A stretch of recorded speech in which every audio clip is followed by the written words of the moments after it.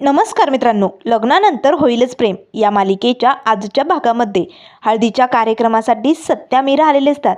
आता मात्र जीवा आणि पार्थ दोघांनाही हळद लागलेली असते.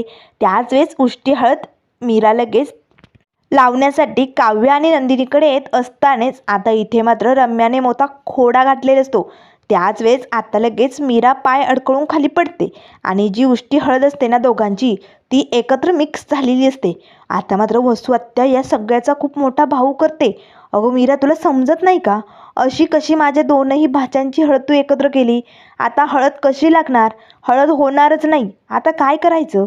त्यावर लगेच आता मानिनी समोर येते आणि मला लागते, वसू आत्या काय करताय तुम्ही? अहो, ती आपल्या घरची पाहुणी आहे, तिला का ओरडतायत? मीराला जरा वाईट वाटतो. त्याच वेळेस सत्या म्हणू लागतो, धूमकेतू अगं अशी कशी धड पडली? मला तर वाटतंय धूमकेतू या लग्नात घोडा आणण्याचं कुणाचं तरी काम चालू आहे असे म्हणत आता लगेच सत्यदादा मात्र रम्याकडे बघू लागतो. त्याच वेळेस रम्या म्हणू लागते, सत्या तू माझ्याकडे का बघतोय? अरे मी इथेच होते ना बाजूला, मी का कशाला घोडा आणेल? तुम्ही माझ्याकडे डाऊट घेऊ नका. त्यावर काव्या म्हणू लागते, हो सत्यदादा, रम्या असं नाही करू शकत. मीरा तिची स्वतःची धडपडली ना. त्यावर लगेच आता वसू आत्या म्हणू लागते, ती धडपडली खरी, पण आता हळदीचं काय करायचं? त्यावर नंदिनी म्हणू लागते, वसू आत्या हळदीचं काय करायचं आणि कसं करायचं ते मी सांगते. तेव्हा लगेच सगळेजण नंदिनीकडे बघू लागतात. त्यावर नंदिनी म्हणू लागते, हे बघा, देवाने हा जो काही संकेत दिलाय ना, तो काय आहे तुम्हाला माहिती? आमच्या चौघांचं नातं कसं घट्ट आहे ना, हाच संकेत आहे हा.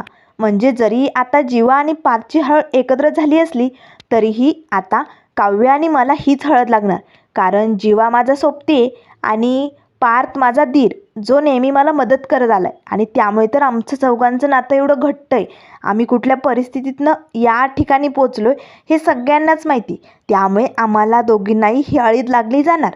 तेव्हा लगेच काव्या म्हणू लागते, हो ताई, मला पार्थची हळद लागेल कारण तो माझा साथीदार आहे ना. पण तसंच मला जीवाची हळद लागेल कारण तो माझा एक चांगला मित्र आहे. त्यावर आता सगळेजण खुश होतात. नंदिनी पटकन आता लगेच काव्याजवळ येते आणि तिच्या गालाला हळद लावत म्हणू लागते, घे, ही तुझ्या पार्थची हळद. त्यावर लगेच आता काव्या पटकन नंदिनीला हळद लावते आणि म्हणू लागते, घे, ही तुझ्या जीवाची हळद. अशा प्रकारे हळदीचा कार्यक्रम झालेला असतो. त्यावर लगेच सत्यदादा म्हणू लागतो, चला आता कसं पटलं बरं? एक नंबर भारी. याला तर म्हणतात साधी माणसं. सगळेजण खूप खुश असतात. पण मात्र हळदीचा कार्यक्रम पार पडलेला जरी असला तरी आता नंदिनी आणि पार्थ या दोघांना जरा टेन्शन आलेलं असतं. कारण आता ही रम्याच हे सगळं करते की असं त्यांना वाटू लागतं. पण मात्र काव्य आणि जीवाने तर रम्याची बाजू घेतलेली असते. ती पुन्हा असं काही करणार नाही असा विश्वास ते दाखवू लागतात. आता रम्या या चौघांचं बोलणं ऐकत असते आणि मनाशीच म्हणू लागते, चला, आधी काव्या माझ्या बाजूने उभी राहिली आणि आता जीवा, म्हणजे याचा अर्थ 2 जण माझ्या बाजूने वळलीत. 2 विकेट पडल्यात बरं का रम्या. आता या दोघांनाही आपल्या बाजूने वळवायचं आणि मग उद्या संगीताच्या कार्यक्रमात मोठा धमाका करायचा. त्याच वेळेस आता लगेच मानिनी आणि विक्रम येतात. तेव्हा विक्रम म्हणू लागतो, मानिनी चल 500 रुपये काढ. चल, मी पैज जिंकलोय. तेव्हा जीवा म्हणू लागतो, ए लवबर्ड्स, कसली पैज जिंकलात तुम्ही, या इकडे. त्यावर लगेच त्याचे बाबा म्हणू लागतात, अरे तुझी आई म्हणत होती मुलं झोपली असतील, पण मी म्हटलं ते झोपणारच नाही, ते चौघेही एकत्रच असतील. बघ मी पैज जिंकलो की नाही. त्यावर लगेच आता त्यांची आई म्हणू लागते, अरे तुम्ही झोपला नाही, उद्या संगीत आहे आणि तुम्ही जर उद्या असे झोपला नाही तर तुमचे डोळे मोठाले दिसेल आणि कसे दिसाल तुम्ही संगीतात. नाही नाही नाही, जा पटकन झोप घ्या. उद्या आपल्याला मस्त संगीताचा कार्यक्रम एन्जॉय करायचा आहे. तर त्यानंतर मित्रांनो, पुढील प्रोमोमध्ये आपण बघणार आहोत इथे संगीताचा कार्यक्रम खूपच छान रंगलेला असतो.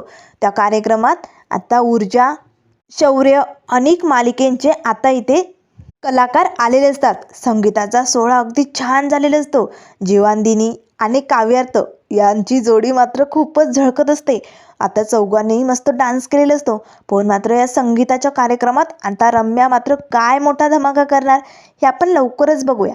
त्यामुळे मित्रांनो, अशाच मालिकेंच्या अपडेट पाहण्यासाठी चॅनलला लाईक करा, सबस्क्राईब करा. व्हिडिओ पाहिल्याबद्दल धन्यवाद.